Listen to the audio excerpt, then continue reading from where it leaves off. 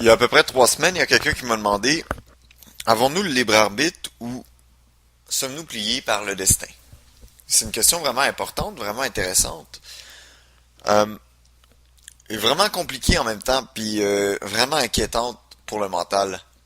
Parce que si je dis les deux, que il faut agir comme si on avait le destin entre nos mains, mais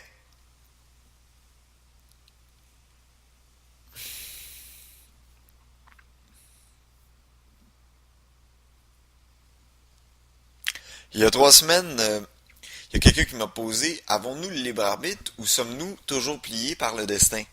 Puis c'est une bonne question.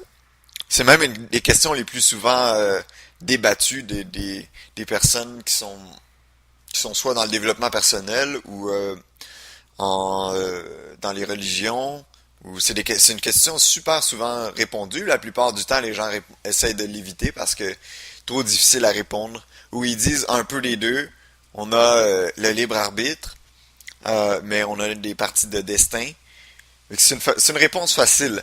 Mais la question se résout vraiment, puis quand même assez facilement, quand on se rend compte, tout simplement, euh, que la conscience est une donneuse à tous les niveaux. Puis ainsi, quand vous, par exemple, vous rentrez dans une maison que vous connaissez pas, vous allez ouvrir la porte, mais jamais vous allez savoir qu'est-ce qu'il y a de l'autre côté. Simplement, vous allez ouvrir la porte, puis quelque chose va se révéler à vous. Vous allez voir des différentes pièces, mais vous ne pourrez pas dire, à moins de rentrer à l'intérieur, à moins de les explorer, vous ne pourrez pas dire, ah ça c'est la salle de bain, ça c'est la salle de lavage, ça c'est etc. L'idée c'est que quand vous ouvrez la porte, puis que vous arrivez à ce moment-là, le contexte vous est donné. Non, vous est donné, ce moment-là, ce contexte-là vous est donné. De la même façon, euh, le corps aussi vous est donné à chaque instant comme cette découverte-là, comme cette pièce dans laquelle vous rentrez puis vous ne savez pas à quoi vous attendre. Elle vous est donnée, votre corps vous est donné, les impulsions vous sont données à chaque moment. De chaque moment, à chaque moment, quelque chose vous est donné. Donc la conscience c'est une... Alors, on va voir qu'est-ce qui va se passer.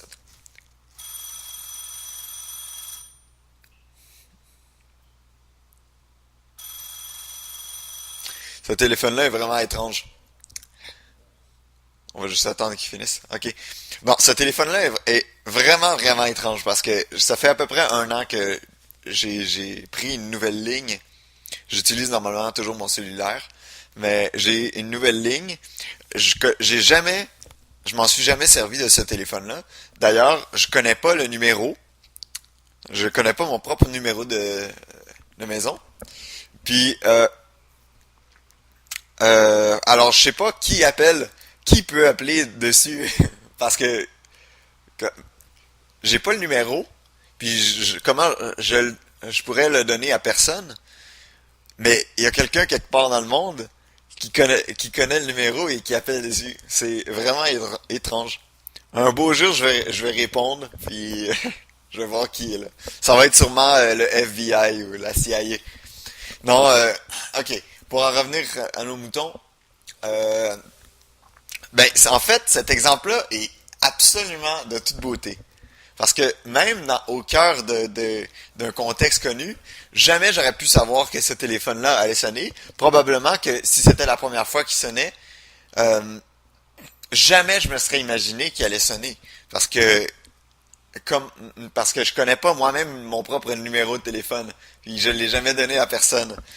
Donc comment est-ce possible dans un contexte comme ça, même dans le contexte le plus connu, comme là je suis chez moi, je sais parfaitement que je m'attends à une certaine stabilité de l'environnement, je m'attends pas à ce qu'il change d'un moment à l'autre, mais il y a toujours des moments comme ça où les choses sont les choses nous surprennent, puis on n'a pas de pouvoir là-dessus. Puis je veux dire même si Même si j'avais voulu que mon téléphone ne sonne jamais, comme j'avais l'impression qu'il allait le faire, ça veut pas dire que j'ai pas de contrôle sur ça, là. C'est comme vouloir que la Lune se coupe en deux. Quand même, malgré toute la volonté du monde, la Lune ne va pas se couper en deux. Euh,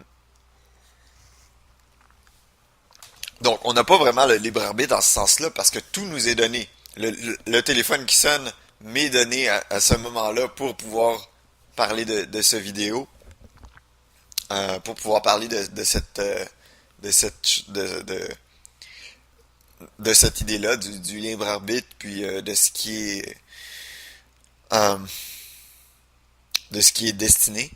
Donc, une des manières de voir vraiment, de s'ouvrir les yeux sur la nature de ce don-là, qui est la conscience, que la conscience, elle n'arrête pas de donner à chaque moment, de, hors de son, l'expérience, à chaque, de moment en moment, sort de cette infinie possibilité on pourrait dire que à chaque moment, une œuvre d'art naît, même si ça peut sembler euh, un peu laid à nos yeux, c'est à quelque part une œuvre d'art. Il y a une grande intelligence derrière le, le fait de ne pas savoir.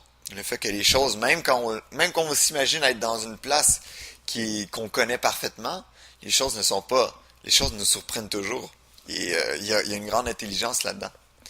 Euh, c'est ça. Donc, une des manières de voir à quel point la conscience est une donneuse, c'est de considérer votre mental, c'est-à-dire votre expérience, le temps, l'espace, votre mental, comme, comme s'il s'agissait d'un jardin.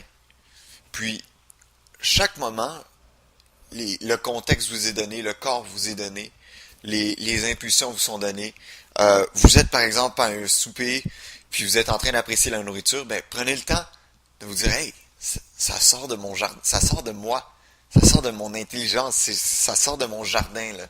Ça c'est, puis réalisez aussi que cette nourriture-là vient en réponse à votre faim. C'est pas simplement, c'est quelque chose qui est donné, c'est quelque chose, c'est vraiment un don.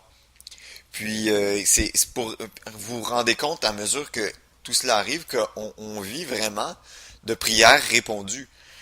La faim arrive, la nourriture arrive. Le, on a besoin un ordinateur brise ou on a besoin de se loger, le bon logement arrive. Bref, euh, quand on se rend compte que on regarde le mental comme s'il s'agissait d'un jardin, premièrement, on fait attention à qu'est-ce qu'on garde à l'intérieur. Euh, mais deuxièmement, on réalise que chaque moment, le travail nous est donné, la clientèle nous est donnée, si on travaille soit dans la vente ou dans le service à la clientèle ou bon, les tâches nous sont données à chaque instant, puis sont données par Dieu lui-même, on pourrait dire par l'intelligence absolue. Et on peut jamais prévoir où ça va se rendre, mais à chaque moment, l'abondance se révèle à vous comme ça. Chaque fois qu'un besoin est senti, quelque chose finit par y répondre dans le moment présent. Et ça, c'est la vraie abondance. Euh, la pauvreté puis le manque arrivent seulement quand on s'imagine que demain ne sera pas comme aujourd'hui, que demain va nous détruire, alors que la conscience ne peut en aucun cas le faire.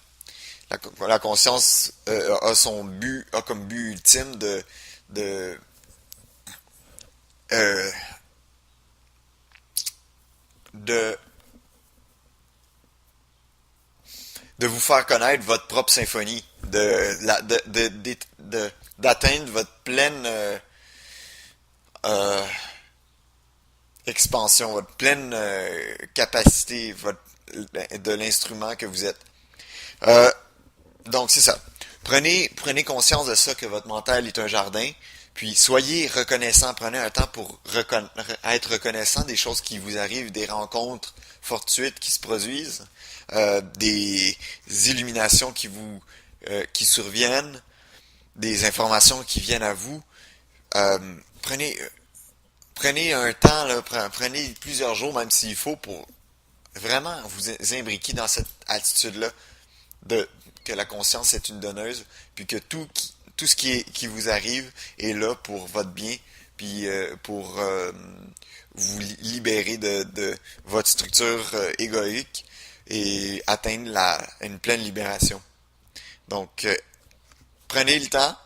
Ça va être ça va être une forme de méditation pour les jours qui suivent si vous voulez essayer.